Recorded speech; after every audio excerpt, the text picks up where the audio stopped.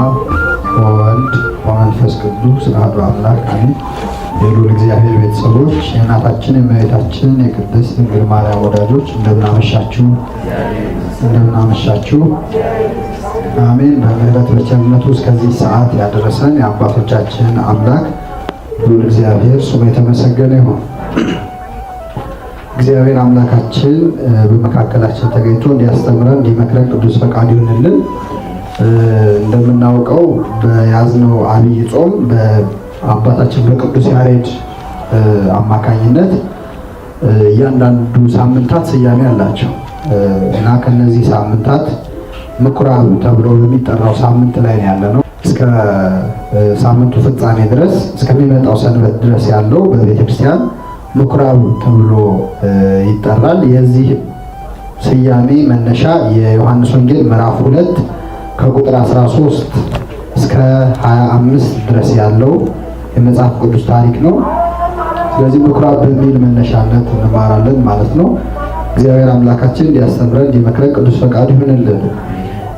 የአይሁድ ፋሲካም ቀርቦ ነበር። ኢየሱስም ወደ ኢየሩሳሌም ወጣ። በመቅደስም በሬዎችንና በጎችን ርግቦችንም የሚሸጡትን ገንዘብ ለዋጮችንም ተቀምጠው አገኛል። የገመድ ጅራፍም አበጅቶ ሁሉን በጎችንም በሬዎችንም ከመቅደስ አወጣቸው። የለዋጮችንም ገንዘብ አፈሰሰ፣ ገበታዎቻቸውንም ገለበጠ። ርግብ ሻጮችንም ይህን ከዚህ ውሰዱ፣ የአባቴን ቤት የንግድ ቤት አታድርጉት አላቸው። ደቀ መዛሙርቱም የቤትህ ቅናት ይበላኛል ተብሎ እንደተጻፈ አሰቡ። ስለዚህ አይሁድ መልሰው ይህን ስለምታደርግ ምን ምልክት ታሳየናለህ አሉት። ኢየሱስም መልሶ ይህን ቤተ መቅደስ አፍርሱት፣ በ3 ቀንም አነሳዋለሁ አላቸው። ስለዚህ አይሁድ ይህ ቤተ መቅደስ ከ46 ዓመት ጀምሮ የተሰራ ነበር፣ አንተስ በ3 ቀን ታነሳዋለህን አሉት። እርሱ ግን ስለ ሰውነቱ ቤተ መቅደስ ይል ነበር። ስለዚህ ከሙታን ከተነሳ በኋላ ደቀ መዛሙርቱ ይህን እንደተናገረ አሰቡና መጻሕፍትንና ኢየሱስ የተናገረውን ቃል አመኑ። በፋሲካ በዓልም በኢየሩሳሌም ሳለ ያደረገውን ምልክት ባዩ ጊዜ ብዙ ሰዎች በስሙ አመኑ። ነገር ግን ኢየሱስ ሰዎችን ሁሉ ያውቅ ነበር፣ ስለ ሰው ማንም ሊመሰክር አያስፈልገውም ነበርና አይተማመንባቸውም ነበር፣ ራሱ በሰው ያለውን ያውቅ ነበርና ይላል።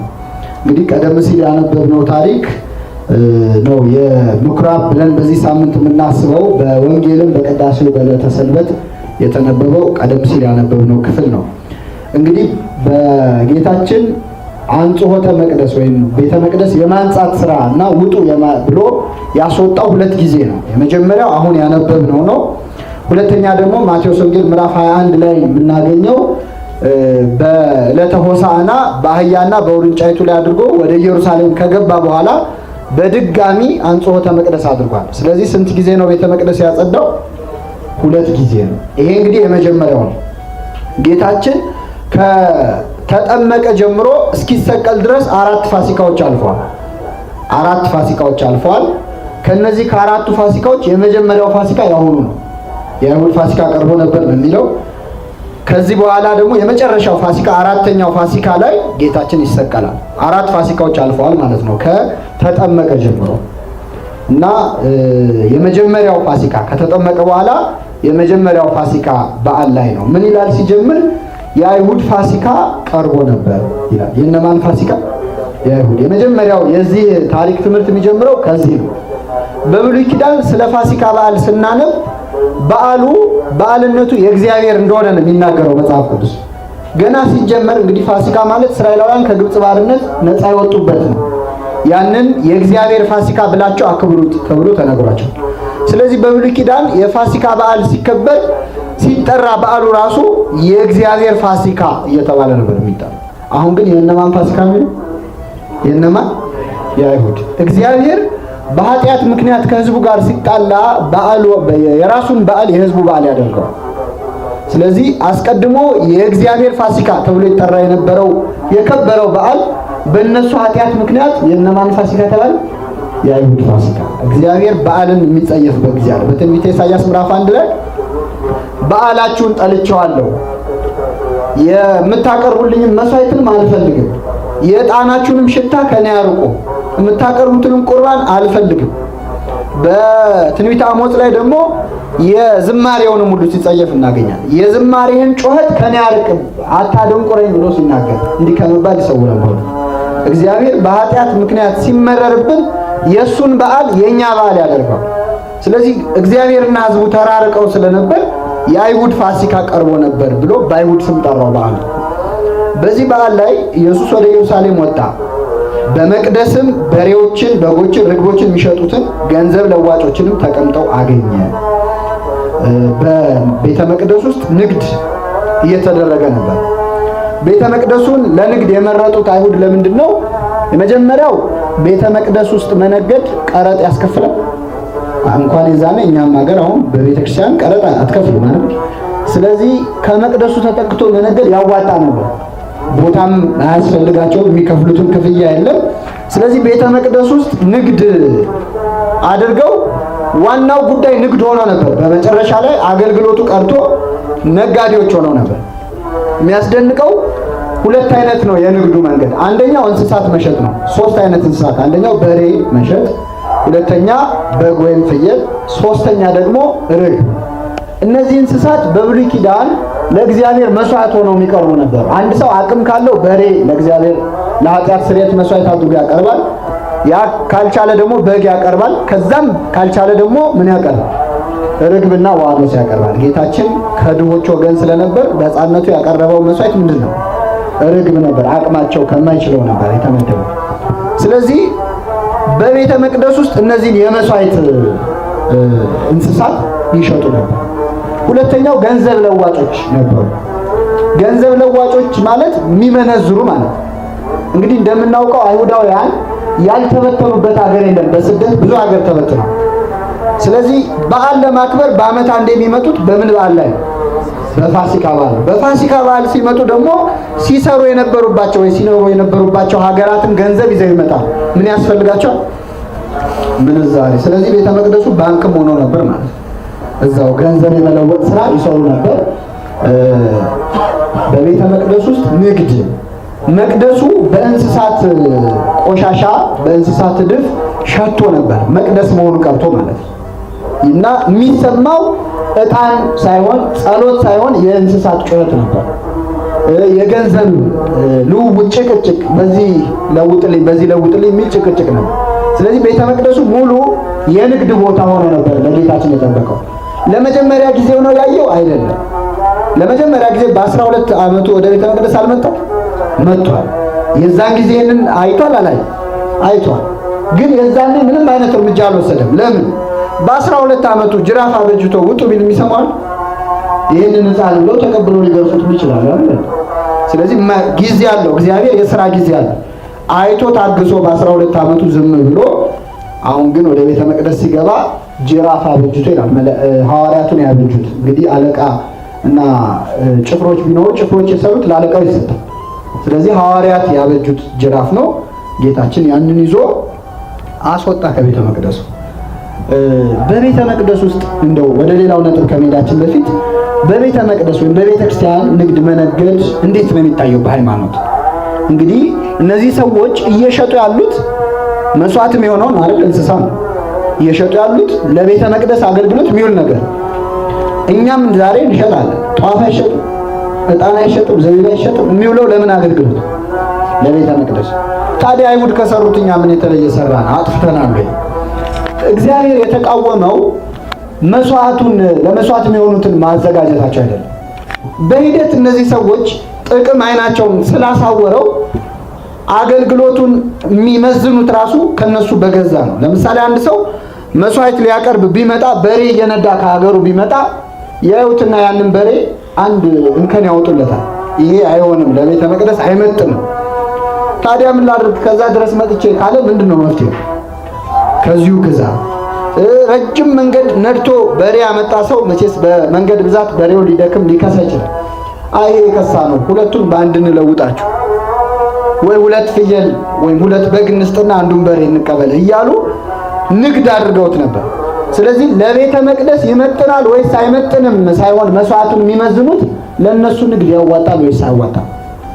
ጭራሽ ወደ መጨረሻ ላይ ከራሱ መስዋዕት ለማቅረብ ይዞ የሚመጣ ሰው ሲያዩ አይናቸው እንደሚለብስ ነበር። ምክንያቱም እነሱ ይነግዳሉ፣ አይፈለግም ነበር፣ ተቀባይነት አልነበረውም። ሌላው ግልጽ የሌብነት ስራ ደግሞ ይሰሩ ነበር። በትርጓሜ ወንጌል የተቀመጣለ እንግዲህ ሰሌዳ አይታችሁ እኮ የብሉይ ኪዳን ካህናት ልብሰ ተክህኖ ላይ በተለይ ሊቀ ካህናቱ የሚያደርገው ደረታቸው ላይ የሚያብረቀርቅ ሰሌዳ አለ፣ የብረት ሰሌዳ። በዛ ላይ የኦሪት ሕግ ይጻፍበት ነው። ያንን ሰሌዳ ሁልጊዜ የሚያደርጉት እነሱ አዲስ ሰሌዳ ነው። ገንዘባቸውን ከስክሰው የሚያብረቀርቀውን ሁሌ ይቀይሩት ነበር። ያንን ልክ ፀሐይ ሲሆን ይቆሙ ነበር አሳቻ ቦታ ላይ እና ያ በጣም ያንጸባርቅ አይን ይጎዳ ነበር እና እንስሳት በተለይ የተነዱ ሲመጡ ያ ሲያንጸባርቅባቸው ይደነብራሉ። ወደ ቤተ መቅደስ ይገባሉ። ሲገቡ መቅደስ የገባ አይወጣም፣ ጥላሸት የገባ ደግሞ አይነጣም። ስለዚህ ወስደነዋል። ልክ ይሄ እንደ ዱርዬ ስራ ማለት ነው። እኛ ሰፈር የረገጠ ኮቴና እንደሚሉት በቤተ መቅደሱ እንደዚህ አይነት ዝርፊያ ያካሂዱ ነው እና ክርስቶስ የተቃወመው ዋናውን ስራ ትተው ዓላማቸው ንግድ ሆኖ ነበር በስተመጨረሻ የክህነቱን ስራ ትተው። ስለዚህ ገንዘብ ይገኝ እንጂ ምንም አይነት መስዋዕትነት ይከፍሉ ነበር። ምንም አይነት ስርዓት ሊጥሱ ግድ የላቸው ነው። የመቅደሱ ክብር የማይሰማቸው ብቻ ገንዘብ ያስገኝ እንጂ። ይሄ ደግሞ በቤተ ክርስቲያን የንግድ መንፈስ በጣም እያየለ ሲመጣ አባቶቻችን ይላሉ መሸጥ የለመደ እናቱን ያስማማል ይላሉ። ስለዚህ አንድ ሰው በጣም ነጋዴ ከሆነ ሲለምድበት ታቦቱንም አውጥቶ መሸጥ ይጀምራል። ይሸጣል ብሎ የሚያስበውን ቅርሱንም ነዋያተ ቅዱሳቱንም ያገኘውንም ይሸጣል። ከቻለ ቢያገኘው ደግሞ አምላኩንም ይሸጣል እንደ ይሁዳ አይደል? ስለዚህ ተቃወማቸው፣ ጥቅም አይናቸውን አሳውሮት ስለነበር። እኛ ግን በቤተ ክርስቲያን የተለያየ ገቢ ማሰባሰቢያ ነገሮች ሊሰሩ ይችላሉ። መጠንቀቅ ያለብን ግን በቤተ ክርስቲያን አገልግሎት ለገንዘብ ሳይሆን ገንዘብ ለአገልግሎት ነው የሚውለው። ልዩነት አለው የለው? አገልግሎት ለገንዘብ ነው ወይስ ገንዘብ ለአገልግሎት? ገንዘብ ለአገልግሎት ይውላል። አገልግሎት ግን ለገንዘብ ከዋለ አደጋ አለው ማለት ነው፣ ችግር አለው። ቤተ ክርስቲያን በምታገኘው ገንዘብ ምዕመናንን ታስተምርበታለች፣ ያላመኑ ታሳምንበታለች፣ ታጠምቅበታለች። ይሄ ጥሩ ነው። በጥምቀቷ ገንዘብ፣ በትምህርቷ ገንዘብ ከሆነ ግን የምትሰበስበው ገንዘብ ለአገልግሎት መሆኑ ቀርቶ አገልግሎቱ ለምን ይሆናል? ለገንዘብ። እዚህ ላይ አደጋ ላይ ነን ማለት ነው። ስለዚህ በቤተ ክርስቲያን የሚገኘው ማንኛውም ገቢ መዋል ያለበት ገባርነቱ ለመንፈሳዊ አገልግሎት። በዚህ በእውነተኛ አልሰራንም። ገንዘብ በቤተ ክርስቲያን ይገኛል። ብዙ መቼስ የገንዘብ እጥረት የለብንም። ገንዘብ ስናገኝ ግን ህንፃ እንሰራለን። ህንፃ ሰራን፣ በዛ ህንፃ ገቢ ይገኛል። ሌላ ህንፃ እንሰራለን። ያም ህንፃ ከተሰራ ሌላ ህንፃ ነው የምንሰራው። መንፈሳዊ አገልግሎቱን ትተን ዋናው እየሆነ ይመጣል። ሰይጣን አንዱ የሚሰራው በቤተክርስቲያን የሚሰራው ግፍ ይሄ ነው፣ ተንኮል ይሄ ነው። ምንድነው የሚያደርገው? ቢችል ባናገለግል ደስ ይለዋል። ካገለገልን ደግሞ ምንም የማያመጣ ለምንም የማይጠቅም አገልግሎት እንድናገለግል ያደርጋል። ስለዚህ ነጋዴዎች ሆነን ቁጭ እንላለን ማለት ነው። ገንዘቡን ብቻ እያገላበጥን ይሄን ያህል ገቢ ተገኘ እያልን መንፈሳዊ ስራ አይሰራበትም። ይሄ በሰንበት ትምህርት ቤትም ደረጃ አለ። ብዙ ሰንበት ትምህርት ቤቶች ይሄን ያህል ተቀማጭ አለ እያሉ በጣም ይደሰታሉ። እግዚአብሔር ከተቀማጭ ጉዳይ ነው የለውም። እንዴ ለመንፈሳዊ አገልግሎት ነው መዋል ያለበት። እንደ ውጤት መታየት የለበትም። እንደ ሀብት የኛ ደብር በገቢ የሚያክለው የለም ብሎ አይደለም መኩራት ያለበት። የኛ ደብር በቆራቢ የሚያክለው የለም ይባላል። ይሄ ያስኬዳል አይደለም? እና እዚህ ላይ አንድ ምሳሌ ማንሳት ፈልጋለሁ። በአንድ ወቅት የአንድ ባህታዊ የቫቲካንን የካቶሊኮች ፓትሪያርኬት ይጎበኛል እና ሲጎበኝ በጣም ህንፃው በጣም ያማረ ነው፣ ወርቃማ ነው አብዛኛው እቃው እና የሚያስጎበኙት የካቶሊኮቹ ፓትሪያርክ ናቸው እና ምን ይሉታል? ታያለህ አይደል ቤተክርስቲያን ብርና ወርቅ የለኝም የምትልበት ዘመን አብቅቷል፣ ለዚህ በብቅታለች። ገብቷቸዋል። በሐዋርያት ሥራ ላይ ቅዱስ ዮሐንስና ቅዱስ ጴጥሮስ ወደ ቤተ መቅደስ ሄዱ አብረው በ9 ሰዓት ሊሳለው። ከዚያ በሩ ላይ አንድ ሽባ ነበር። ለመናቸው ሳንቲም ስጡኝ ብሎ። ምን አሉት? ብርና ወርቅ የለም፣ ያለን ይሄ ነው፣ በናዝሬቱ በኢየሱስ ክርስቶስም ተነሳና ምን በል። ሐዋርያት ብርና ወርቅ የላቸው፣ ብርና ወርቅ የላቸው። ስለዚህ እንግዲህ ፓትርያርክ ምን ማለታቸው ነው? በሐዋርያት ዘመን ብር አልነበራትም ቤተክርስቲያን፣ አሁን ግን ብር አላትና ብርና ወርቅ የለኝ የምትልበት ዘመን አብቅቷል አባታችን ቤተክርስቲያን ብለው ይነግሯቸዋልና እኚህ ባህታዊ አስተዋይ ነበሩና ልክ ነው ብርና ወርቅ የለኝም የምትልበት ዘመን አብቅቷል፣ ሽባውንም ተነሳና ተመላለስ የምትልበትም ዘመን አብቅቷል አሉ። ግልጽ ነው አይደል? መንፈሳዊ ጸጋዋን አሳጥቷታል ገንዘብ ማለት ነው። ገንዘብ ለቤተ ክርስቲያን አገልግሎት መዋል እንጂ የቤተ ክርስቲያን አገልግሎት ለገንዘብ መዋል ከጀመረ ገዢ ይሆናል። ለዚህ እኮ ነው ጌታችን ለሁለት ጌቶች መገዛት አትችሉም። ሁለት ጌቶች የተባሉት ማን ናቸው? እግዚአብሔርና ማን? ገንዘብ ጌታ ነው እንዴ? አይደለም። ግን እኛ ጌታ ስላደረግነው ጌታ አለው ራሱ ክርስቶስ። እኛ እንደ ጌታ ስለሆነ ገንዘብን የምናየው ወሳኝ ስላደረግነው ስለሾምነው በልባችን ለሁለት ጌቶች መገዛት አትችሉም ማለት። ስለዚህ ቤተክርስቲያን አገልግሎቷን ለማስተካከል ለማጠናከር ልታውለው ትችላለች። ገባር መሆን አለበት። እንኳን ቤተክርስቲያን በሙዳየ ምጽዋት የምትሰበስበው ገንዘብ ይቅርና የኛ የልጆቿ የምእመናን ገንዘብ ራሱ የማን ገንዘብ? የቤተክርስቲያን ገንዘብ ነው። እንዲህ ነው ማሰብ ያለብን። የኛ ሀብት ንብረት የቤተክርስቲያን ንብረት ነው። ሁላችንም ገንዘባችንን ማዋል ያለብን ለቤተክርስቲያን ጥቅም። መናፍቃን አሕዛብ ያላቸውን ገንዘብ በተቻለ አቅም ለሚያምኑበት እምነት ያውሉታል አይደል? ድርጅት ቢከፍቱ የኔ ያህል ፐርሰንቱ ለቸርች ገቢ ይላሉ አይደል? ሙስሊሞቹ ሰው ቢቀጥሩ ክርስቲያን በመቅጠር። ስለዚህ ያለንን የቤታችንን ሀብት ንብረት ሁሉ ለሃይማኖታችን ለቤተክርስቲያናችን ገቢ ማዋል አለብን። አምጥቶ መስጠት ማለት ነው። ሙዳየ ምጽዋት እንኳን ያስፈልግም ነበር። እኛ በዚህ ደረጃ ቤተክርስቲያንን ብንይዝ ሐሳብ መስጫ ሳጥን ይሆን ነበር ነው ሙዳየ ምጽዋት፣ ወይ ደግሞ ጸሎት መቀበያ ስለት መቀበያ ሊሆን ይችላል። ስለዚህ እግዚአብሔር ከንግዱ ጋር አልነበረም፣ የሰዎቹን ገንዘብ ወዳድነት ነው የተቃወመው። ስለዚህ አስወጡ አለ። በሬዎቹን በጎቹን በዚያ ጅራፍ አስወጣ፣ ከመቅደስ አወጣቸው። ሰው ተማቷል አልተማተም። አስተውሉ። ስናነበው የለም አንዳንድ ሰው እንደ ወኔ ሲሰማው በቤተ ክርስቲያን ቡጢ ሲያምረው ጌታ እንኳን በጅራፍ እኮ አስወጥቷል ብሎ ሊማታ የሚፈልግ ሰው አለ። ሰው መታም ይላል የለም። በጎቹን በሬዎቹን አስወጣ ይልና ገንዘቡን አፈሰሰው። እንዴ የሰው ገንዘብ ማፍሰስ ጥሩ ነው አይደለም? ምን ነው እግዚአብሔር ታዲያ የሰው ገንዘብ ያጠፋል? ሰው ቢያመው ለጤናው ሲል ገንዘቡን ያጠፋል አይደል? ገንዘቡን ጤና ላገኝ እንጂ። እነዚህ ሰዎች በቤተ መቅደስ በመነገዳቸው ነፍሳቸው በበሽታ ትያዛለች፣ በኃጢአት ይቀሰፋሉ። ስለዚህ እነሱ ከሚጠፉ ምናቸው ቢጠፋ ይሻል? አፈሰሰው ነው የሚለው። አቤት በእውነት ይሄ ትልቅ ትምህርት ነው። አምላካችን ለገንዘብ እንዲህ ነው ንቀቱ፣ ማፍሰስ ነው የሱ ስራ። እኛ ብንሆን ሰው ቢጠፋ ይሻላል ገንዘብ ከሚጠፋ ነው አይደል? ይሄን በምሳሌ ማሳየት ይቻላል። ለምሳሌ ከደብር እንኳን ከምናደርገው ሰንበት ትምህርት ቤት ውስጥ ያለነው ሰንበት ትምህርት ቤት ውስጥ ብዙ አገልጋዮች ከቤተክርስቲያን ጠፍተዋል። ጠፍተዋል። እዚህ ጉባኤ እንኳን የቀረሰው ይሆናል፣ ወይም ደግሞ የወጣት ጭራሽ ሃይማኖቱን የካደ ይሆናል አለ። ዩኒፎርም ሲጠፋ፣ መቋሚያ ሲጠፋ፣ ጸናጽል ሲጠፋ ስብሰባ እንሰበሰብ አይደል? ዩኒፎርም ነው። አንድ 20 ዩኒፎርም ቢጠፋ ማን የሰረቀው? ለፖሊስ ጣቢያ ለሰበካ ጉባኤ አይደል? ስብሰባ ኮሚቴ ተቋቁሞ ማን የሰረቀው ይባላል። ለባሹ ግን ስንት ሰው ጠፍቷል? ያን ዩኒፎርም የሚለብሰው ነፍስ ግን ስንት ሰው ጠፍቷል? እኛ ጉዳያችን ሰው ይጥፋ ብቻ ገንዘቡ። ይሄ አትሮንስ ቢሰረቅ አንድ ወንበር ቢጎድል ስብሰባ እንሰበሰብ። ወንበሩ ላይ የሚቀመጠው ሰው ግን ቢጎድልም ባይጎድልም ጉዳያችን። ስለዚህ እኛ ቅድሚያ የምንሰጠው ከሰው ነፍስ ይልቅ ለምንድን ነው? ለገንዘብ። የክርስቶስ ደም የፈሰሰለት ሰው ሲመነፍቅ ጉዳያችን። ግን ከአንድ ቦታ ይሄ ተሰረቀ ተዘረፈ ሲባል በጣም በቃ እንገበገባለን። ሰይጣን ስንት ነፍሳትን ከቤተክርስቲያን ዘርፏል። እኛ ብሩ ነው አይደል የሚያስደንቀው?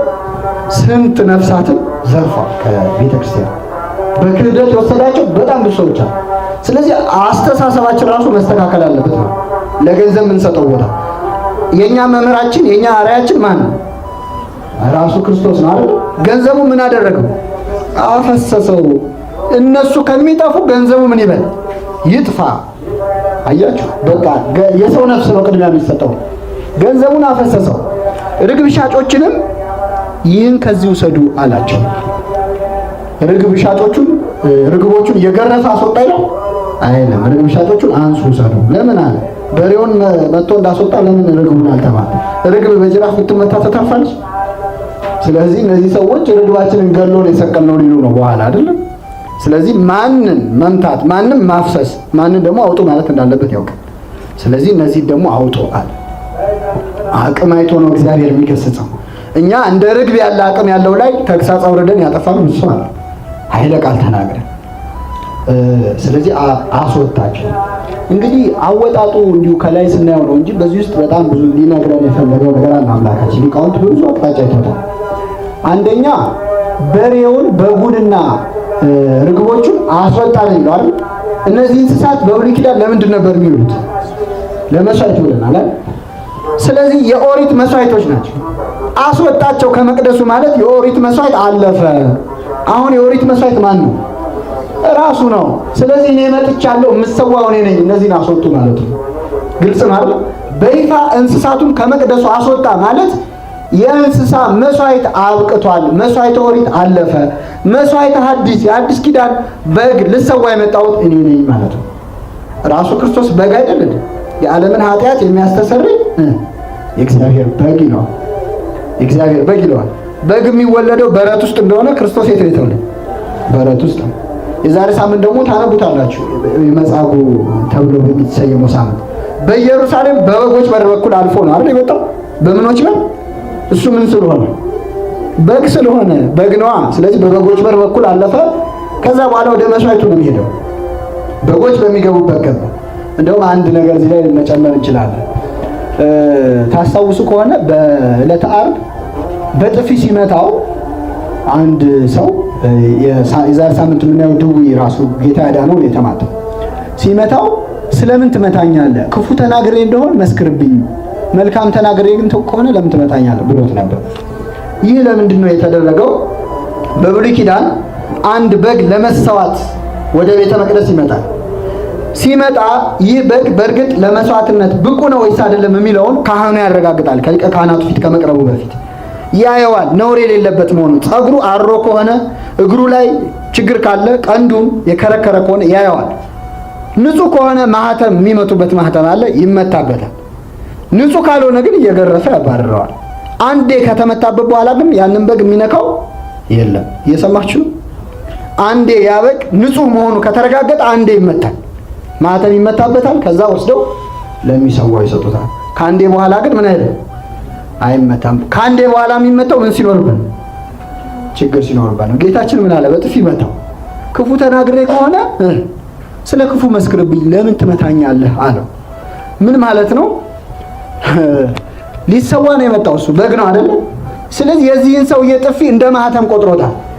ንጹህ መሆኑን ማለት ነው። ልሰዋ ነው የመጣሁት ያ በግ ነው። ከዛ በኋላ ሲያጉላሉ ስለምን ትመቱኛላችሁ? ክፉ ተናግሬ እንደሆነ ምን በሉብኝ? መስክሩብኝ። መልካም ተናግሬ እንደሆነ ግን ስለምን ትመቱኛላችሁ? በቃ ልሰዋ ነው የመጣሁት፣ ነውር የሌለበት በግ መሆኔ ታውቋል ማለት ነው። ግልጽ ነው። ስለዚህ አምላካችን ራሱ በግ ስለሆነ የኦሪት መስዋዕት የሚሆኑትን እንስሳት ሰብስቦ አስወጣቸው። ርግብ ሻጮች ደግሞ ሊቃውንት በብዙ መልኩ ይተረጉምታል። አንድ አባት ምን አለ? ርግብ ሻጮች የተባሉት የመንፈስ ቅዱስ ጸጋን በቤተ መቅደስ የሚሸጡ ሰዎች ናቸው። መንፈስ ቅዱስ በምን ተመስሏል? በርግብ ተመስሏል አይደል? ጌታችን ሲጠመቅ መንፈስ ቅዱስ የወረደው በምን ምሳሌ? በርግብ አምሳል። ስለዚህ የመንፈስ ቅዱስ ጸጋን የሚሸጡ ሰዎችን ነው እየገሰጸ ያለ። የመንፈስ ቅዱስ ጸጋን መሸጥ ማለት ለክርስትና ለመነሳት ለመጠመቅ ጉቦ ቢቀበል አንድ ካህን ቤተክርስቲያን ካርድ ለማስወጣት ከምጠይቀው ያ አስፈላጊም ነው፣ ወጪ የሚወጣበት ስለሆነ። ከዛ ውጪ ግን የተለየ ስጋው ደሙን ለመቀበል አንድ ካህን ይሄን ያህል ብር አንጣ፣ ይሄን ያህል ብር አንጭ ቢል፣ ንስሐ ለመግባት ገንዘብ ቢጠየቅ፣ ክህነት ለመስጠት ገንዘብ ቢጠየቅ፣ የመንፈስ ቅዱስ ጸጋን እየሸጡ ያሉ ርግብ ሻጮች ይሆናሉ። እነዛ ሰዎች ርግብ ሻጮቹ ከዚሁ ሰዱአል። የመንፈስ ቅዱስ ጸጋን አትሽጡ፣ አትለውጡ። መንፈስ ቅዱስን መሸጥ ይሁዳን መሆን ነው። ምክንያቱም ይሁዳ የሸጠው ከአብ ከወልድ ከመንፈስ ቅዱስ ማንን ነው? ወልድን ነው። መንፈስ ቅዱስን የሚሸጥ ሰው ደግሞ ያው ይሁዳ ይሆናል። ምክንያቱም ወልድና አብ እኩል ናቸው አይደል? ስለዚህ ቢያገኘው ወልድን ነበር የሚሸጠው፣ አጠገቡ ያገኘው መንፈስ ቅዱስ ሸጠው። በወልድ በነበረበት ዘመን ቢኖር ወልድን ይሸጠው ነበር ማለት ነው አንድ ሰው። ስለዚህ የመንፈስ ቅዱስ ጸጋን መሸጥን ነው እግዚአብሔር የሚቃወመው። ይህ በተዘዋዋሪ በቀጥታም በቤተክርስቲያናችን ይታያል። ገንዘብ ለመሰብሰብ ተብሎ ብዙ የሚሰሩ ግፎች አሉ። አባ ሕርያቆስ እንደው አቅማቸው መቼስ ስልጣናቸው ባይፈቅድ እንደው ወደ መቅደሱ በገንዘብ ላጥምቅ ባይሉ አባ ሕርያቆስ የባረከው መስቀል ሚል ሲሸጥ ሰምታችሁ አጣ። እስቲ አስቡት። አባ ሕርያቆስ አላህ የት መጥቶ ነው የባረከው? እኔ እንግዲህ በራሴ የሰማሁት ማስታወቂያ ነው ነገር አባ ሕርያቆስ የባረኩት መስቀል የሚባሉ ጳጳስ የሉም። እንግዲህ ከየት አመጡ ነው? የስንት ዓመተ ምህረት የነበረ ጳጳስ የባረከው? ህዝቡ ይገዛል። በእርግጥ ህዝቡ እግዚአብሔር የሚያየው የሰዎቹን ሌብነት ሳይሆን የህዝቡን እምነት። ይሄ ንግድ ማለት ነው። ሌላው ቅዱስ አውግስጢኖስ ደግሞ ርግብ ሻጮችን ምዕመናንን የሚሸጡ የሚለውጡ የሰዎችን እምነት፣ ምክንያቱም ርግብ የዋህ እንደሆነች ምዕመናንም የዋህ ናቸው፣ አያውቁም፣ አልተማሩም፣ አልበሰሉም። ስለዚህ እነሱን መነገጃ የሚያደርጉ በምዕመናን እምነት የሚነግዱ ሰዎች ናቸው። እነዚህንም ይገስጻል እግዚአብሔር። በምዕመናን እምነት ብዙ ንግድ አለ። ባህታዊ የበቃ አባት የተባለ በብዙ ሰው ነፍስ የሚጫወት ብዙ አለ። በእውነት እኔ እንደሚለመንለት ቤተክርስቲያን ቢሆን ኢትዮጵያ ውስጥ ቤተክርስቲያን የፈረሰ ቤተክርስቲያን አይኖርም ማለት በየቦታው እንደምናየው የማይለመንበት ምክንያት የተቃጠለ ዛሬ የኡራኤል ቀን የተቃጠለው የኡራኤል ቤተክርስቲያን ይሆናል። የሚካኤል ቀን ሲሆን ደግሞ የሚካኤል ነው የተቃጠለው። እንዴት ነው ነገሩ? በየዕለቱ ይቀየራል። እንዴት ነው ቤተክርስቲያን እንዲህ አይነት ጨዋታ የሚጫወቱ? ቤተክርስቲያን ቅዳሴ እንግዲህ ከቅዳሴ በላይ ስርዓት አለ የለም። ምክንያቱም በዚህ ጉባኤ በትምህርት እግዚአብሔር በመንፈስ ይገኛል። በቅዳሴ እኮ በአካል ነው የሚገኘው እግዚአብሔር አይደለም እንዴ? ከመቤታችን በነሳው ስጋና ደም እኮ ነው የሚገኘው እግዚአብሔር፣ በመንፈስ እንኳን አይደለም።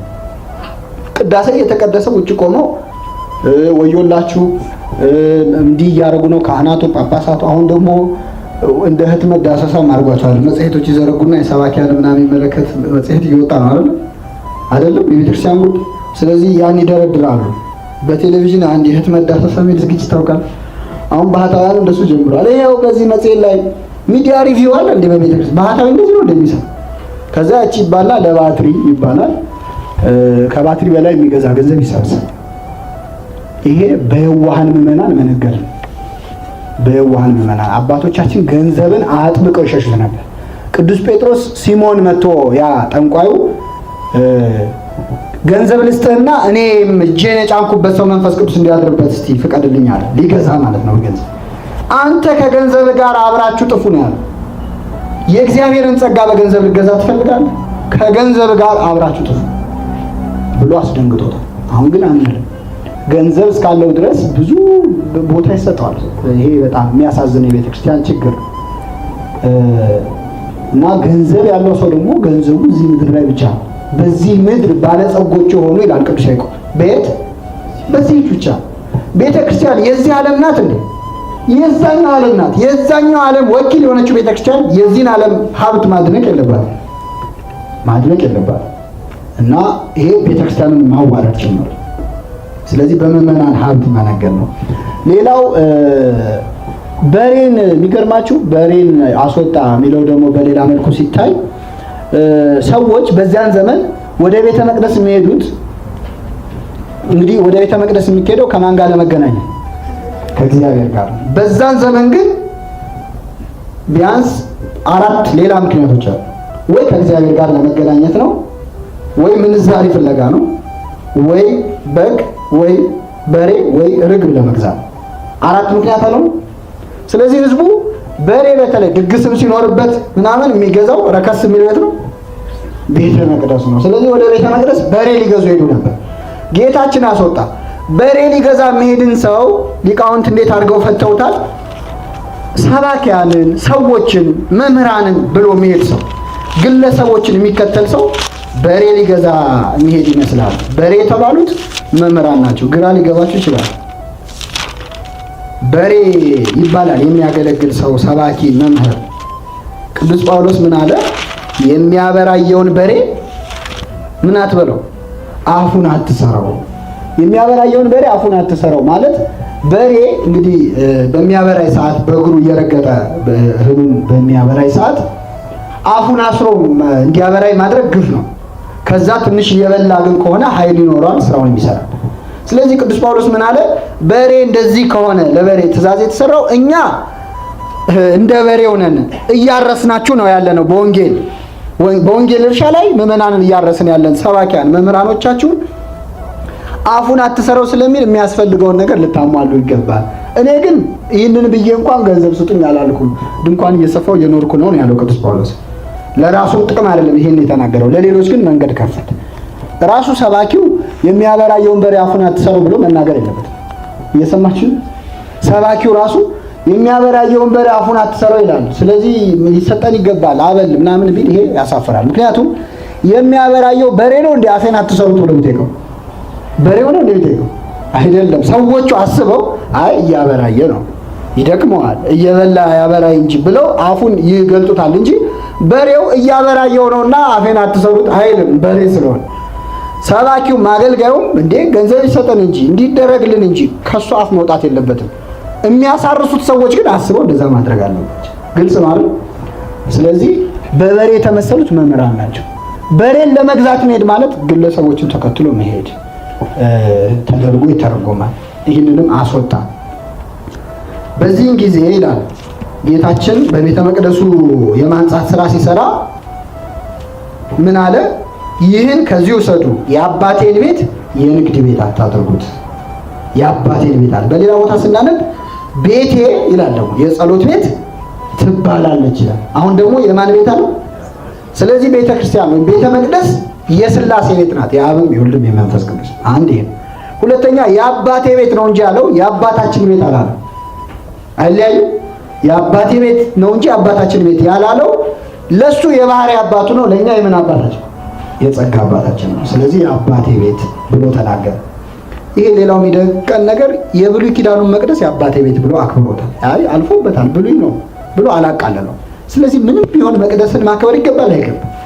ሰዎች የአዲስ ኪዳኑን መቅደስ ይዳፈራሉ፣ ግን የብሉይንም ቢሆን አልፎበታል እንዲህ ነው ብሎ የብሉይ ንዋያተ ቅዱሳት ናቸው የሚባሉትን ማቃለል አይገባም። ምክንያቱም በዚያ መቅደስ የማን መንፈስ ስለነበር። ስለዚህ አባቴ ቤት ብሎ አከበረው። የጸሎት ቤት ይባላል ብሏል በሌላ ቦታ። እዚህ ላይ የአባቴን ቤት የንግድ ቤት አታድርጉት አላቸው። ደቀ መዛሙርቱም የቤት ቅናት ይበላኛል ተብሎ እንደተጻፈ አስቡ። የቤት ቅናት ይበላኛል፣ የሚሰድቡ ስድብ በላይ ወደቀ፣ ነፍሴን በጾም አስመረርኳት፣ መዝሙረ ዳዊት ላይ የተጻፈው። ይህ ትንቢት የሚናገረው ወልድ ነው፣ የሚናገረው ደግሞ ለአብ ነው። ንግግሩ የወልድ ነው፣ ተናጋሪው ወልድ ነው፣ ለአብ ነው የሚናገረው። የቤትህ ቅናት የመቅደስ ክብር በላችኝ፣ አቃጠለችኝ። የሚሰድቡ ስድብ በላይ ወደቀ። አንተን በምድረ በዳ መና አውርደህ ስትመግባቸው እግዚአብሔር በምድረ በዳ መና መመገብ ይችላል እንዴ ብለው አስቆጥተው ነበር። እኔ በተራዬ ሥጋዬን ደሜን ብሉ ብዬ ብሰጣቸው የሰደቡ ስድብ በእኔም ላይ ምን አለ? ወደቀ። እኔንም ናቁኝ፣ አቃለሉኝ። እንዴት የእሱን ሥጋ ልንበላ እንችላለን አሉኝ። አንተን በምድረ በዳ እንዳስቆጡ፣ አንተን ጣዖት አምልከው እንዳስቆጡ እኔን ደግሞ ብዔልዜቡል ነው ጋኔል አለበት ብለው ሰደቡኝ። የሰደቡ ስድብ በማን ላይ ወደቀ? በእኔ ላይ ወደቀ። ስለዚህ ነፍሴን በጾም ምን አልኳት? አስመረርኳት። ሁለተኛው የቤት ቅናት ይበላኛል የሚለው የጌታን ሞት ያሳያል። ይበላኛል ለምሳሌ መብላት፣ ለምሳሌ አንድ ሰው መኪና በላው ስንል ምን ማለታቸው? መኪናው ቆርጥሞ በላው ማለት አይደል? መኪና በላው ማለት መኪና ገጭቶ ምን አደረገ? ገደለ። እሳት በላው ስንል ምን አደረገው? እሳቱ አቃጥሎ ገደለው ማለት። ስለዚህ በላው ማለት ገደለው ማለት። የቤት ቅናት ይበላኛል ሲል ሁለተኛው አይሁድ ቤት ውስጥ ሆነው በእኔ ላይ የቀኑት ቅናታቸው፣ ክፋታቸው ለሞት አበቃችኝ፣ በላችኝ፣ ገደለችኝ። ግልጽ ነው። የአይሁድ ክፋትና ቅናት እኔን ለሞት አደረሰኝ ማለት ነው። የቤት ቅናት በላኝ ያለው ይህንን አባታችን አባ ጊዮርጊስ ዘጋስጫ በአርጋኖን በተባለ መጽሐፉ ለእመቤታችን ተርጉሞታል። ለክርስቶስ ከቤት ሁሉ የ9 ወር ቤቱ ማነበረች። ስለዚህ የቤትህ ቅናት በላችኝ፣ የእናትህ ነገር የእሷ ስም ሲነሳ በላኝ፣ አቃጠለኝ። የሚሰድቡ ስድብ በላይ ወደቀ። እሷን መስደብ አንተን መስደብ ነውና እናትን ሲያቃልሉ እኔም ተሰደብኩ፣ ተሰማኝ። ነፍሴን በጾም አስመረርኳት፣ የእሷ ስም በክፉ ተነስቶ አልበላም አልጠጣም አልኩ ብሎ አባ ጊዮርጊስ ዘጋስጫ ለእመቤታችን ደግሞ ተርጉሞታል። ዞሮ ዞሮ ለእመቤታችንም ለቤተ ክርስቲያንም እንመስለዋለን። ለቤተ ክርስቲያን የቀና ለድንግል ማርያም ክብር የቀና ምን ያድርግ? ይጹም። ምክንያቱም ነፍሴን በጾም ምን አልኳት? አስመረርኳት። አንዳንድ ሰዎች የቤት ቅናት ይበላኛል ይላል እኮ ብለው ቆመጥ ይዘው ይነሳሉ። ድንጋይ ይዘው አይልም። የቤት ቅናት ይበላኛል፣ የሰደቡ ስድብ በላይ ወደቀ። ሲሰድቡን መታገስ አለብን። እግዚአብሔር ሲሰደብ፣ ቤቱ ስትነቀፍ፣ ቤተክርስቲያን ስትነቀፍ፣ እመቤታችን ስትነቀፍ እኛም ይሰማል።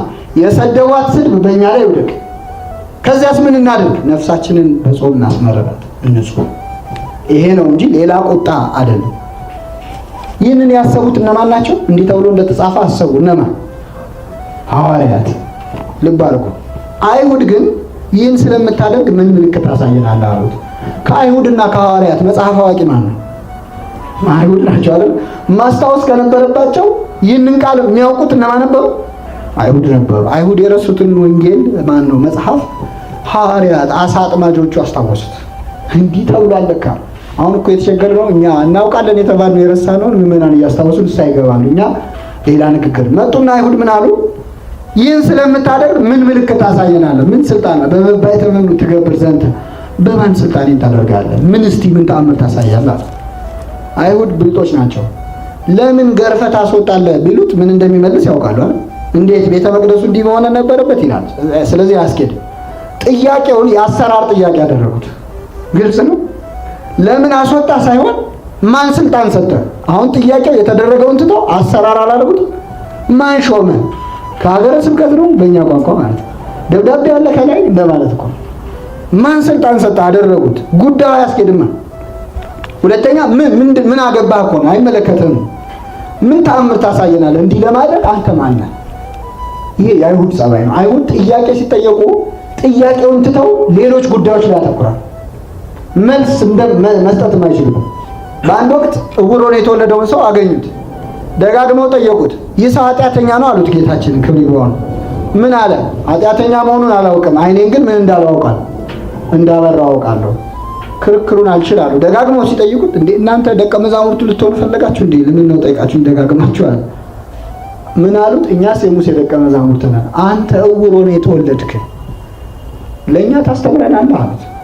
አሁን ይህ ትክክል አጠያየቃቸው አይደለም። ዕውር ሆኖ ተወልዷል። አሁን አይኑ በርቷል። ለምን ጉዳዩን ትተው የእሱን ዕውር መሆን ያወራል?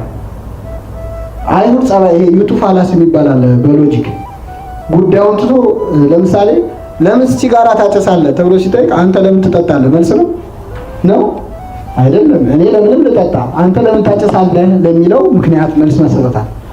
አይሁድም እንዲህ ናቸው። የተጠየቁት ትተው ያልተጠየቁት። ስለዚህ የአሰራር ጥያቄ ያደረጉት ምን አገባ? ምን ተአምር ታሳያለህ? በእውነት የአይሁድ ጸባይ ቤተክርስቲያን ውስጥ አንዳንዴ ይገባል። ሰዎች መጥተው ይሄ ነገር ለምን አይስተካከልም ሲባል ለመሆኑ ኮርስ ተምራለህ አንተ ስንተኛ ዙር ነህ? ምን አገባህ አንተ አርፈህ ተቀመጥ መማር። እንዲህ ማለት አይሁድ መሆን። ጥሩ ሐሳብ ከማንስ ቢመጣ መቀበል የለብንም አለብን ወይስ ተአምር መስራት አለበት? ሰው ሁሉ ሐሳቡን እንድንሰጠው ገብቶቻል። ሐሳቡን እንድንሰማው የሆነ ተአምር ማሳየት አለበት። ይሄ የአይሁድ ጸባይ ነው። ምን ምልክት ታሳያለህ አሉ። እንዴ ቤተ መቅደስ ውስጥ ያለ ችግር ለመፍታት ሁሉም ሰው ተአምር ሰሪ መሆን አለበት? መብረቅ በአንድ እጁ ፀሐይ በአንድ እጁ ጨረቃ ካልያዘ ሰው አንሰማው። ይሄ ስህተት ነው። ይሄ አይሁድ ናቸው እንዲህ የሚሉት። እስቲ ያሳየን ምን ምልክት አሉት። ምልክት ሳያሳይ መስማት ይገባቸው። ስለዚህ ሰዎች ጻድቅ መሆን የለባቸውም እኛ እንድናዳምጣቸው ሐሳባቸው እንድንቀበል። ደግሞ እግዚአብሔር በእውነት ጥበቡን የሚያሳድረው በጣም ትንሽ በምንላቸው ሰዎች ነው፣ ልንሰማቸው በማንፈቅደው። በአሰራሩ አንጻር ስናየው ዋጋ የሌለው የእነሱ ሐሳብ ድምፅ የማይሰጥ ድምፅ ቢሰጡ ዋጋ የሌላቸው ሰዎች እነሱ ጋር ያደርገዋል እግዚአብሔር ጥበቡ ቸርነቱ። ይሄ ካህናቱን ትቶ እነ ዳንኤል ላይ ነው አይደል መንፈሱ ሲወርድ የነበረ። ሶስናን ያዳና በዚህ መንገድ ዳንኤል መጥቶ ቆይ አንዴ ፍቀዱልኝ ሲል አንተ ደብዳቤ ያለው ማን ፈቀደልህ ቢሉት እኮ ሶስና ትወቀር ነበር አይደል? ግን ተቀበሉት እግዚአብሔርም ስለረዳ። ዳዊት ነበር እንደ ጎልያድን ለማሸነፍ ወታደር ነው ዳዊት። ምንድነው ሙያው? እረኛ። አንተ መጀመሪያ ጦር ስልጠና ሄደህ ሰልጥነህ ነው መዋጋት ያለብህ ቢሉት ኖሮ ጎልያድ ህዝቡን ይጨርሰው ነበር። ስለዚህ አመጡት። ስምዖን ጫማ ሰፊው የአልሙካታም የሚባለውን ተራራ አፍልሷል በጸሎቱ። ካህን ነው ዲያቆን ነው አይደለም፣ ምንም ስልጣን የለውም፣ አይመለከተው። እግዚአብሔር አንዳንዴ ቦታ በማንሰጣቸው ሰዎች ላይ መንፈሱን ሊያሳድር ይችላል። ጆሮ ካለን ማለት መምራት ማለት ደግሞ መስማት ማለት ነው፣ ሌላ ነገር የለም። እና እኛ ግን ማማከርም አንፈልግም ሌሎች ሰዎች ጋር ተወል። እግዚአብሔር ከኛ ጋር ይማከራል እኮ አይገርም? እግዚአብሔር እኛ ማማከር አለበት። አሁን በእውኑ ለባሪያዬ ለአብርሃም ሳልነግር አደርጋለሁ የማደርገውን ሰውራለሁ ይላል። በእውኑ ጌታ እግዚአብሔር ለወዳጆቹ ለነቢያት ካልነገረ በቀር አንዳች አያደርግም ይላል። ለነማን ካልነገር ይከለክሉታል እንዴ? ምን አስፈራው? ፈርቶ እኮ አይደለም፣ ትሁት ሆኖ ነው። ከአፈር ከትቢያ ጋር ይመካከራል እግዚአብሔር። ታዲያ እኛ ምንድነው ማናማክረው? ትንሽ ጭንቅ ሳንል ማለት። ስለዚህ አይሁድ አንተ ምን አገባ፣ ምን ታምር ታሳየናለህ አሉት። ምን አለ ጌታችን? ይህን ቤተ መቅደስ አፍርሱት፣ በ3 ቀንም አነሳዋለሁ። ይህ ጥያቄ ጌታችን ከተከሰሰባቸው ጥያቄዎች አንዱ ነው አይደል? ለመስቀል ከበቃበት ምክንያት አንዱ ቤተ መቅደስ አፍርሼ እሰራለሁ ብሏል ነው አይደል? ልክ ነው ክሱ። ይሄው ብሏል። ቤተ መቅደስ አፍርሼ እሰራለሁ ብሏል የሚለው ክስ ልክ ነው ማለት ነው አይደለም? እንዴት ቤተ መቅደስ አፍርሼ እሰራለሁ አላለ? ምንድን ነው የሚለው? ይህን ቤተ መቅደስ ምን በሉት አፍርሱት። አይሁድ ግን ምን ብሏል ነው ያሉት? አፈርሰዋለሁ ብሏል አላለም። እሱ አፍርሱት ነው ያለው። አፍርሱት ነው ያለው። ካፈረሳችሁ ሰራዋለሁ ነው እንጂ ያለው አፈርሰዋለሁ አላለም። እነሱ ግን በሚፈልጉ መንገድ መቅደስ አፍርሼ እሰራለሁ ብሏል ብለው ለክስ ተነሱ። ምን አገናኘው? ጥያቄውና መልሱ የጠየቁት ምንድን ነው? ምን ምልክት ታሳየናለህ ነው አይደል? ምን ተአምር ታሳየናለህ? ይህን ለማድረግ ስልጣን እንዳለ እስቲ ለስልጣን ማሳያ አንድ ተአምር አሳየን አለ። መቅደሱን አፍርሱት እሰራዋለሁ አለ። መቅደስ ያለው ምኑን ነው? ሰውነቱን። ግደሉኝ እነሳለሁ። የምነሳው በማን ስልጣን? የዛኔ ስልጣኔን አሳያቸዋለሁ ማለት ነው። ግልጽ ነው አይደል? በስልጣኑ እንደሚነሳ ነው ክርስቶስ የተናገረ። አፍርሱት እሰራዋለሁ ማለት ሞቼ የምነሳው በራሴ ስልጣን ነው። የዛኔ ስልጣኔን ማለት ከፈለጋችሁ ታያላችሁ። አፍርሱት እሰራዋለሁ አለ። አይሁድ ግን ይህ ቤተ መቅደስ ከ46 ዓመት ጀምሮ ይሰራ ነበር፣ አንተ በ3 ቀን ታነሳዋለህ አሉት። እግዚአብሔር ዓለምን በ6 ቀን አይደል የፈጠረው? በ6 ቀን አይደል? አንድ ህንጻ በ3 ቀን አፍርሶ መስራት እንኳን ለእግዚአብሔር ለኛም አሁን እየተቻለ ነው። እንኳን ለሱ ነው። ዓለምን በ6 ቀን ለፈጠረ አምላክ ትልቅ ነገር አድርገው እነሱ እንዴት 46 ዘመን እውነትም በእርግጥ ፈጅቷል 46 ዓመት። መጀመሪያ ተሰደው እያለ ስለተሳሉ እግዚአብሔር ከዚህ ከስደት ሀገር ቢመልሰን ወደ ሀገራችን ገብተን ቤት ሳንሰራ ዘር ሳንዘራ ትዳርን መስረት ሳንል የእግዚአብሔር ቤት እንሰራለን ብለው ተሳሉ። ልክ ተስለው እግዚአብሔር ከባቢሎን ከባርነት ነፃ አውጥቶ ወደ ሀገራቸው መለሳቸው። ሲመልሳቸው አይ ቤትማ ሳይሰራ እንዴት ይኖራል ብለው መጀመሪያ ማን ቤት ሰሩ? ይሄ ራሳቸው ቤት ሰርተው ደግሞ አይ ምን ተበልቶ ይኖራል ደግሞ ብለው ዘርዘርተው እርሻ ደግሞ ሲያሱ ቆዩና ትዝ ሲላቸው የእግዚአብሔር ቤት ለመስራት ተነሱ። ሰርተው በጠዋት ሲመጡ ፈርሶ ያድራል። ደጋግመው ሲሞክሩት አሁንም ፈርሶ ያድራል። እግዚአብሔር ቤትን ካልሰራ ሰራተኞች በከንቱ ይደክማሉ። አይሰራ ካለ አይሰራም። መጨረሻ እንዲህ ያለ በመከራ 2 ነገስታት ናቸው በተደጋጋሚ ተነስተው አንዱ አሰራው አንዱ ያሰራው አያምርም ነበር። በኋላ ደግሞ ሄሮድስ ወልደ ሃንደፌር የሚባል ተነስቶ በአጠቃላይ 46 ዓመት ፈጅቶ ያ ቤተ መቅደስ ተሰራ። በ46 ዓመታት ውስጥ ማለት ነው የተሰራ እና እነሱ ስለ መቅደሱ ነው የሚያወሩት። ይሄም አያቅተው። ይህንን ግን ሊቃውንት በሚስጥር ሲተረጉሙት እሱ ቤተ መቅደስ ያለው ምኑ ነው? ሰውነቱ። ስለዚህ እኛ ደግሞ በሃይማኖት መነጽር ስናየው ይሄን ንግግር እነሱ ስለ መቅደስ ያወሩ መስሏቸውን 46 ዓመት ያለው 2 ትርጉም አለው። አንደኛው የብሉይ ኪዳን መጽሐፍት በቁጥር ስንት ናቸው? የብሉይ ኪዳን መጽሐፍት ስንት ናቸው? 46። በ46ቱ የብሉይ ኪዳን መጽሐፍት ትንቢት የተነገረለት ሰውነትን እንዴት በሞት ታፈርሰዋለህ? ስለሱ አይደል መጽሐፍቱ የሚያወሩት? ስለዚህ 46ቱ መጽሐፍተ ብሉያት የተናገሩለትን ሰውነትን እንዴት ታፈርሰዋለህ አድርገን ነው እኛ የምንሰማው። ቅዱስ አውግስጢኖስ ደግሞ አንድ ለየት ያለ ትርጉም ሰጥቶታል ለዚህ ታሪክ። አዳም የሚለው ቃል በእንግሊዘኛው ስንጽፈው ምንድን ነው ስፔሊንጉ? አዳም እንዴት ነው ነገር? አዳም የመጀመሪያው ፊደል ምንድን ነው? ይሄ ነው። ሁለተኛው ቀጥሎስ ይሄም። እነዚህ 4 ፊደላት አሉና እነዚህ ፊደላት በግሪክ ፊደል ቁጥር አላቸው። እንግዲህ የግሪክ የመጀመሪያው ፊደል አልፋ ነው። አልፋ 1 ተብሎ ቤታ ደግሞ 2 እየተባለ ቁጥር ይሰጣቸዋል እስከ መጨረሻው ድረስ ማለት እስከ ኦሜጋ ድረስ። የመጨረሻው ፊደል ኦሜጋ ነው አይደል? አልፋና ኦሜጋ እንደሌለ እግዚአብሔር መጀመሪያና መጨረሻ ማለት ነው። ከሀ እስከ ፐ እንደማለት ነው። እና 1 ለአልፋ ይሰጣል። ዲ ነው ቀጥሏል። ኤ ዲ ነው። ዲ ደግሞ ዴልታ ነው፣ 4 ይሰጠዋል። ኤ ቅድም ብለናል 1 ይሰጠዋል። ኤም ደግሞ ሜ የሚባል የግሪክ ፊደል አለ 40 ይሰጠዋል። ደምሯቸው ስንት ይሆናል? 46። አዳምን በግሪክ ፊደላት ሲቆጠር 46 ቁጥር ነው የሚያመጣው እና ከአዳም የነሳኸውን ስጋ እንዴት ታፈርሰዋለህ ማለት ነው ብሎ ደግሞ ተናግሯል ቅዱስ አውግስጢኖስ። ግልጽ ነው አይደል? ከአዳም የነሳኸውን ስጋ እንዴት ታፈርሰው ማለት ነው ብሏል። እና አይሁድ ይህንን ተናገሩ። ከዚህ በኋላ የመጨረሻ የምናገኘው ቤተ መቅደስ ያለው ሰውነቱ መሆኑን ሐዋርያት በኋላ አመኑ።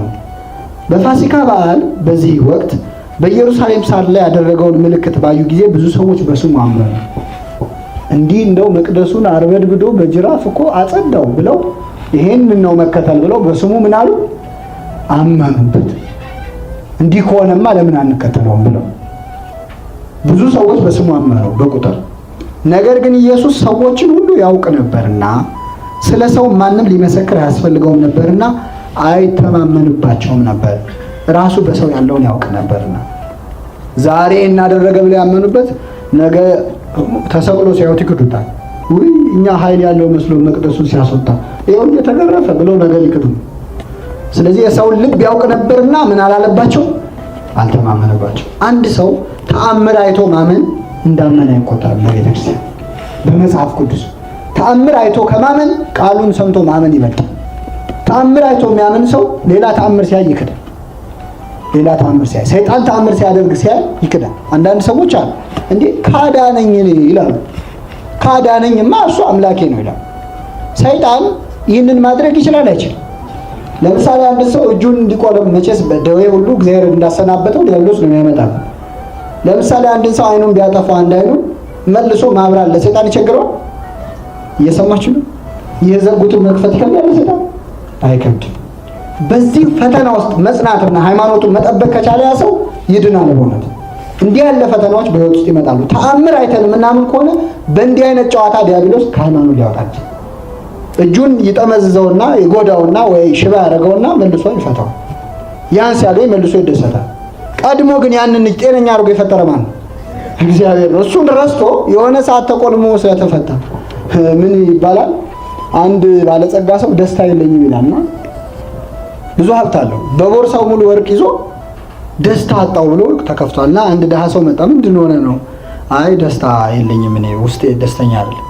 ደስታ ትፈልጋለህ እንድሰጥህ አለው። አዎ። ያን ቦርሳ ቀምጦ ጥሎት እና አባሩ በብዙ ድካም አገኘውና ይሄው እንካ ብሎ ተመለሰ። ምን ነው አለው? ደስታ አልፈለክም? ይሄው ገብቷቸዋል። የቀማውን መልሶ ሲሰጠው የሰውዬ ምን አለ? ተደሰተ። ደስታ ማለት ያለንን አለማወቅ ነው። ስለዚህ ለጊዜው ነጠቀውና ይሄው መልሶ እንካ ደስታ ብሎ ሰጠው። ዲያብሎስም ለጊዜው እንዲህ የሆነውን መልሶ ሲለቅልን አዳነኝ ፈጠረኝ እንላለን። ግን እንዲህና እንዲህ የሆነውን እጅ የፈጠረው ግን ማን ነው? እግዚአብሔር። ስለዚህ ተአምር አይቶ ማመን ሃይማኖት አይደለም።